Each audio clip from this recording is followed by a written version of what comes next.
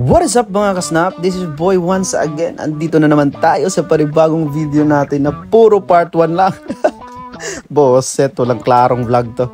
By the way, for today's video, no, another travel vlog na naman ang ating lingkod mga kasnap. And for your information mga kasnap, no, ang lakad natin to ay walang ibang nakakaalam. Low-key travel lang talaga tayo. Ang kasama ko nga pala dito ay walang iba kundi ang pinakamagaling na photographer, si Josh English Seniedo. At tayo ay papuntang Cebu? Malalaman if Cebu ba talaga. Okay, kakalapag lang natin dito sa Mactan International Airport, Cebu. O ayan, para ebidensya sa inyo, Cebu lang talaga kami. Ayun nga, since wala pa naman kaming gagawin, napag-isipan namin na ikutin muna yung Mactan International Airport kasi isa to sa pinakamagandang airport dito sa Pilipinas. Ang ganda ng airport nila, napaka-aesthetic. Pati ang look ng aking kasama, napaka-aesthetic. Yun nga, nagutom tayo sa kakaikot kaya kumain muna ang mga person. Time check na tayo dito mga kasnap. Since maaga pa naman, pakita muna natin yung dance move natin. Yan. Wow, kuyaw. Ayun nga, tambay muna saglit. Nagpalamig pero mukhang gabi na. Yan, tara at uwi na tayo ng Jensan. Yun lang. Pero syempre, atikra. Pero tinod yun na muna itoan kay mga to may Singapore. Oh, real quick. In just a snap, andito na tayo sa Changi Airport ng Singapore. Sobrang laki ng airport na to, promise. Nagutom mo kami kaya kumain kami ulit ng kanilang Singaporean laksa. Of course, Singapore tayo eh. Guys, pag andito kayo sa Singapore Airport, make sure na talagang iikutin nyo yung airport. Promise, wag muna kayong umuwi. Sa sobrang laki, ganda at lawak ng airport na to, ang dami mong pwedeng gawin dito. At ang dami ring spot for picture taking, especially itong sikat na LED waterfall na to. Grabe, sobrang nakakamangha mga kasnap. Tsaka sobrang ganda ng CR nila dito, sobrang linis at pwedeng maligo ah. At yun nga, nag-freshen up lang kami dito kasi dumating kami ng madaling araw sa airport eh.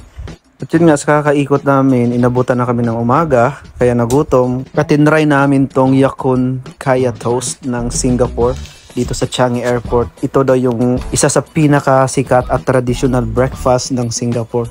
And you must try it guys. Medyo weird siya nung una kasi sobrang malasado or almost raw yung egg niya. Pero ang sarap ha, surprisingly masarap talaga to. You must try it guys pag nandito kayo sa Singapore.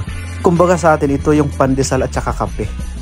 And of course, after eating, ikot na naman ulit while waiting for the vortex na magsimula. Kasi ito yung pinaka-inaabangan talaga ng mga tourists dito sa Changi Airport. Ito yung vortex ng Changi Airport na nagsisimula every 10 AM in the morning.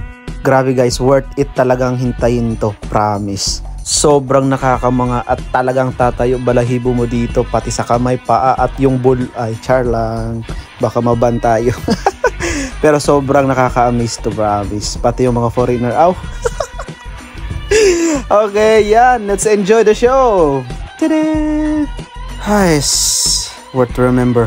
And yun nga guys, since maaga pa naman at 2 PM pa yung check-in time namin, tinry namin tong Skytrain ng Changi Airport. Libre to guys, libre to. As in, wala kang babayaran and all, you can bring anything you want. At pwede mong ulit-uliting sumakay dito.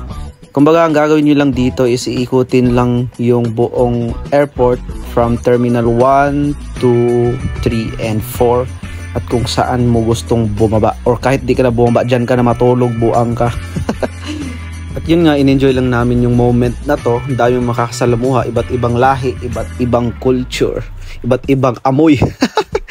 And then, that's all. We decided to go to our hotel kasi it's already 1 PM sa mga oras na yan. At along the way, may nakita kaming kainan kaya tinry namin kumain dito. Ang sarap ng Hainanese chicken nila dito. Promise, i-try nyo to guys. Ito yung isa sa pinakasikat din na food dito sa Singapore. And of course, to wrap up everything, dumating na kami dito sa hotel namin at nag-check-in na. Magpapahinga na kami at mag-iipon ng energy for our future laag dito sa Singapore.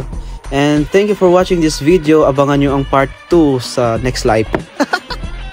Babush!